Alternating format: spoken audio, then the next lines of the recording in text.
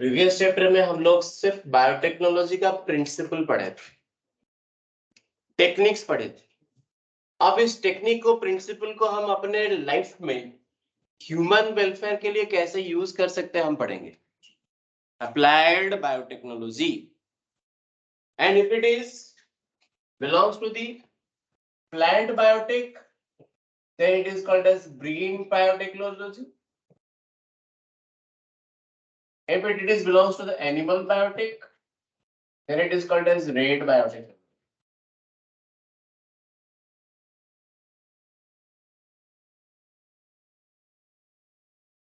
Now we will start the biotechnology application in the different field like your agriculture, like your medicine, like your industry.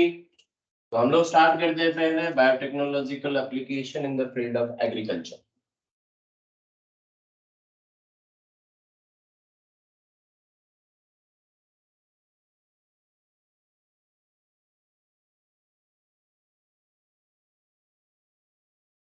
So application of biotech in agriculture.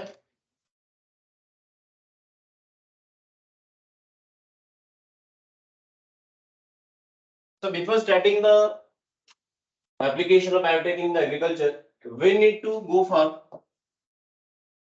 that is what now, three options are there. Three options are there to enhance the crop production. ठीक है, and वो तीन options क्या है? Number one, using of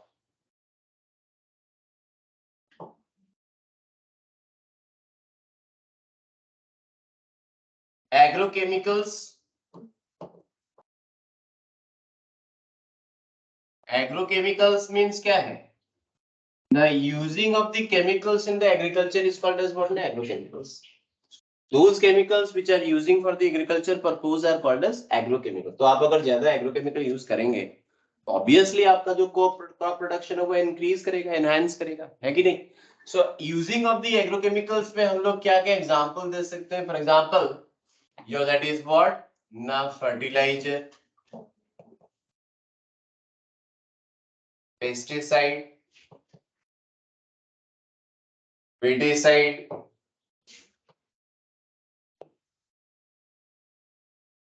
insecticide, fungicide. भाई ये सब chemical है कि नहीं? समझ में आ रहा है कि नहीं?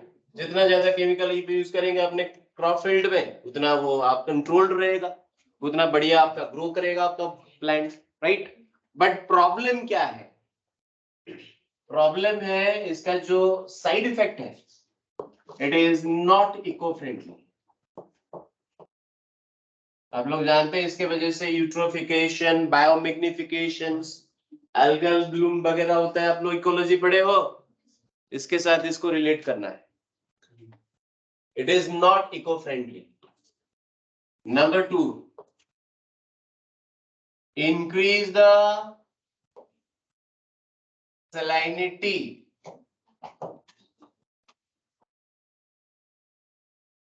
of soil.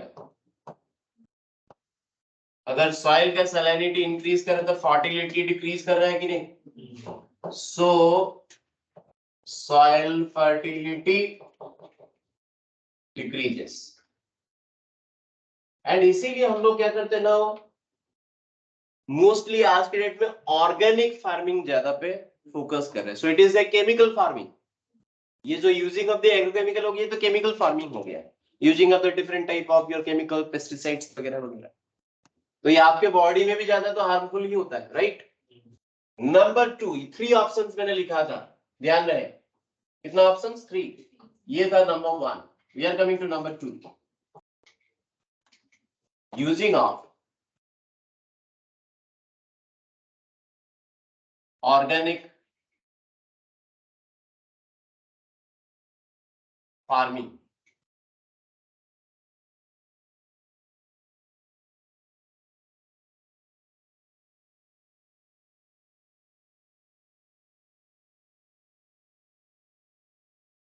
ऑर्गेनिक फार्मिंग में हम लोग क्या यूज करते हैं ना, using of here bio fertiliser, manures, bio pesticide,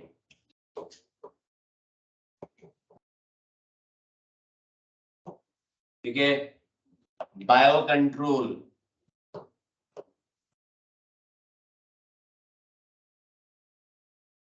fertiliser use करेंगे तो बायो फर्टिलाइजर, मैन्योर्स यूज करेंगे, बायो पेस्टिसाइड, बायो कंट्रोल मतलब bio fungicide, bio insecticide, bio weedicide, है कि नहीं। यहाँ पे तो हम लोग केमिकल्स तो यूज नहीं कर रहे हैं, तो इसका बेनिफिशियल क्या है ना, eco friendly, increase the fertility of soil,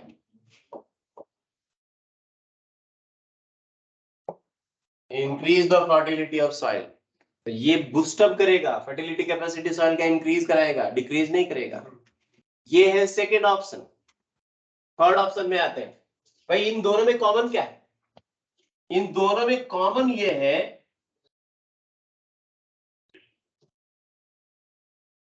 ये लेस कॉस्ट इफेक्टिव है, मोर कॉस्टली है कि नहीं,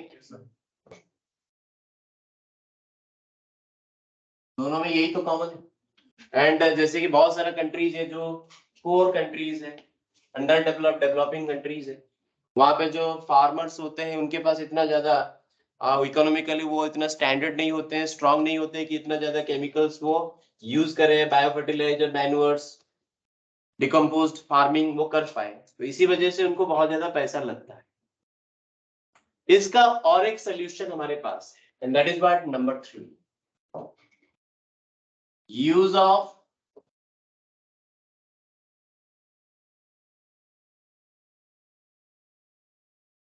that is transgenic plant and transgenic animal.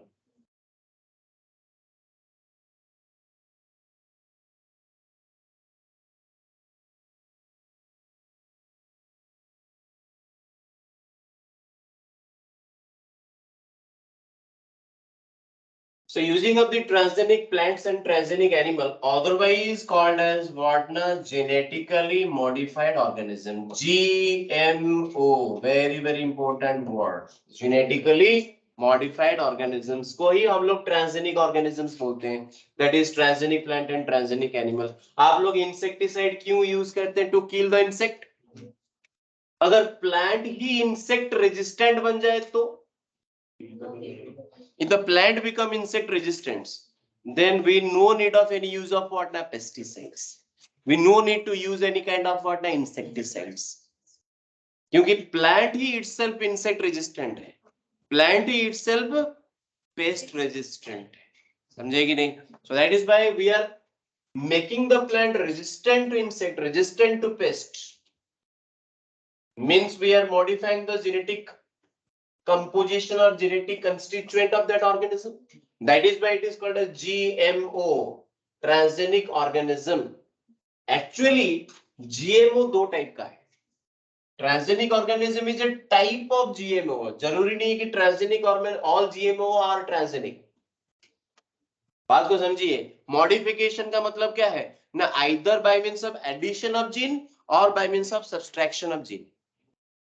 दोनों की आप क्या बोलेंगे, मॉडिफिकेशन। ट्रांसजेनिक एनिमल में हम लोग क्या करते हैं, एडिशन करते हैं।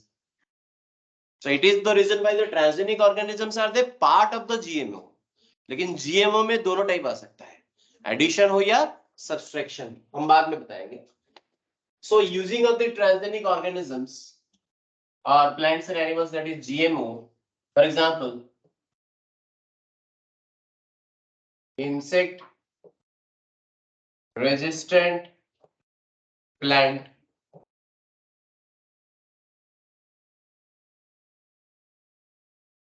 pesticide resistant plant, मैंने क्या लिखा, वीड रेजिस्टेंट लिखा है कि वीडिसाइड लिखा है, और यहाँ पे क्या लिखा है, इंसेक्टिसाइड रेजिस्टेंट लिखा है कि इंसेक्ट रेजिस्टेंट लिखा है। मार्केट बहुत इजी नहीं है, बहुत ही कॉम्प्लिकेटेड चीज है ये। So in the first case, insect resistant plant में we no need to use insecticide because the plant is in itself insect resistant. तो हम लोग को इंसेक्टिसाइड यूज करने की जरूरत है क्या? हाँ, लेकिन वेडिसाइड रेजिस्टेंट में नीड टू यूज वेडिसाइड. यही है डिफरेंस. ये वीडिसाइड रेजिस्टेंट है, वीड रेजिस्टेंट नहीं है. तो हम अगर वीडिसाइड यूज करेंगे तो अनवांटेड प्लांट का डेथ होगा, लेकिन जो मेन क्रॉप है उसका डेथ नहीं होगा. बात को समझे भाई? मेन प्लांट अनवांटेड प्लांट दोनों है. हम लोग को उस अनवांटेड वीड को निकालना है, तो वीडिसाइड यूज करेंगे. तो वीडिसाइड यूज करेंगे तो मेन प्लांट के ऊपर भी तो इफेक्ट आ जाएगा. इसीलिए बायोटेक है बेटा, ध्यान रहे, हर एक वर्ड में आपका सब कुछ आ जाएगा. तो we are not here class. ये एग्जाम में लिख देगा भाई वीड रेजिस्टेंट प्लांट, गलत है वो. It is weedicide resistant plant, but it is not insecticide resistant plant, although it is insect resistant plant. जैसे कि मैं छोटा सा एग्जांपल देता हूं, weedicide resistant plant के अंदर जो क्वेश्चंस में आ सकता है, and that is why example देते हैं.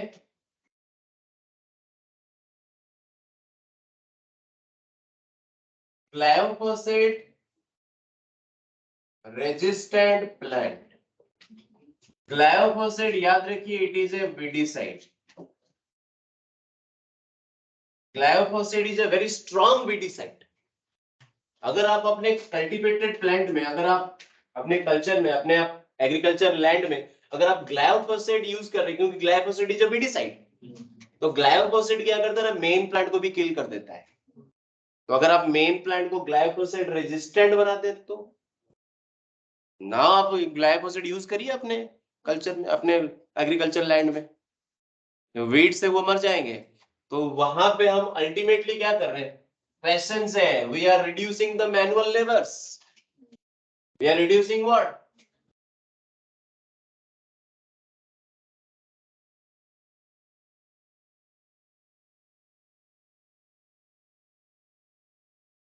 और ये है एनसीईआरटी का line. We are using the weedicide resistant plant to reduce the manual labors. एक एक छांट छांट के निकालने की जरूरत नहीं है भाई, आप यूज कर दीजिए weedicide.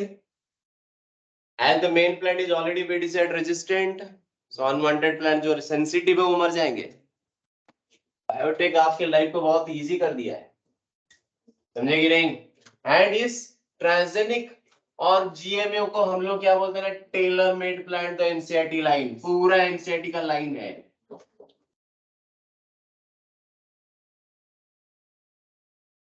ट्रांसजेनिक प्लांट को हम लोग क्या बोलते हैं, न टेलर मेड प्लांट.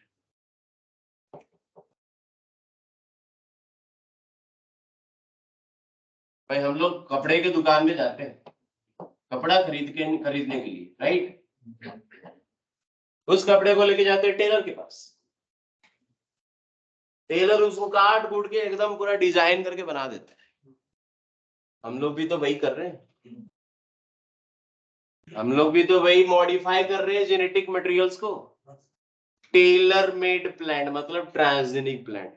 इतना हार्ड हार्ड वर्ड है, एनसीईआरटी में दिया हुआ है. हम लोग किसी को नहीं पता कि भाई टेलर मेड प्लांट भी कुछ होता है. इसीलिए एनसीईआरटी पढ़िए, क्लास अटेंड करिए, नहीं तो भाई फ्यूचर आपके हाथ में जो है वो बर्बाद हो जाएगा, खुद ही बर्बाद कर देंगे. कंप्लीट है? तो जीए में हो may be the addition of foreign gene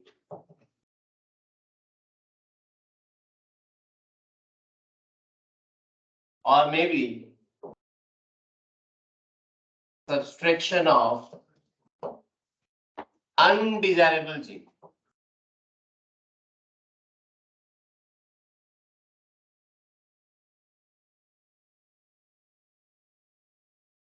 अगर डिजायर्ड जीन को आप ऐड करते हैं देन इट इज एडिशन, अगर आप अनडिजायरेबल जीन को सब्सट्रैक्ट करते हैं that is also a part of GMM.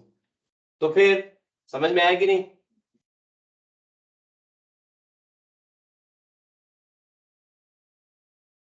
तो ये जो सब्सट्रैक्शन ऑफ अनडिजायरेबल जीन हुआ ये दो टाइप का है, आइदर बाय मींस ऑफ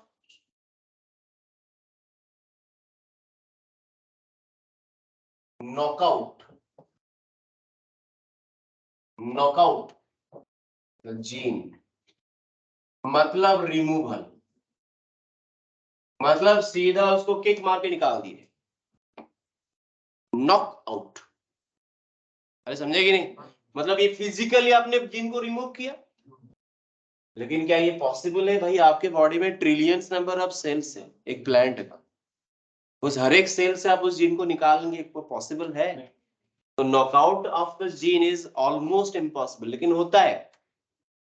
तो सबसे इंपॉर्टेंट क्या है ना, साइलेंसिंग ऑफ जीन।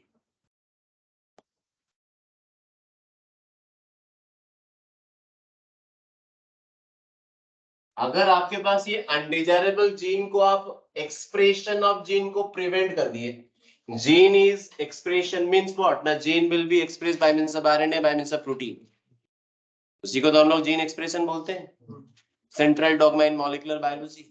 अब उस जीन एक्सप्रेशन को हम अगर साइलेंट कर दिए तो आपका अनडिजायरेबल जीन तो होगा लेकिन अनडिजायरेबल प्रोडक्ट नहीं बनेगा, और प्रोटीन नहीं बनेगा तो कैरेक्टर कैसे आएगा? प्रोटीन नहीं बनेगा तो फिनोटाइप कैसे डेवलप होगा? तो ultimately we are suppressing the gene expression to suppress और टू व्हाट ना, prevent the expression of undesirable phenotype. Clear है? तो बायोटेक में हम लोग नेक्स्ट क्लास में इस एडिशन एंड सब्सट्रैक्शन के विषय में बारे में डिस्कशन करेंगे, ठीक है? यस और नो? गुड।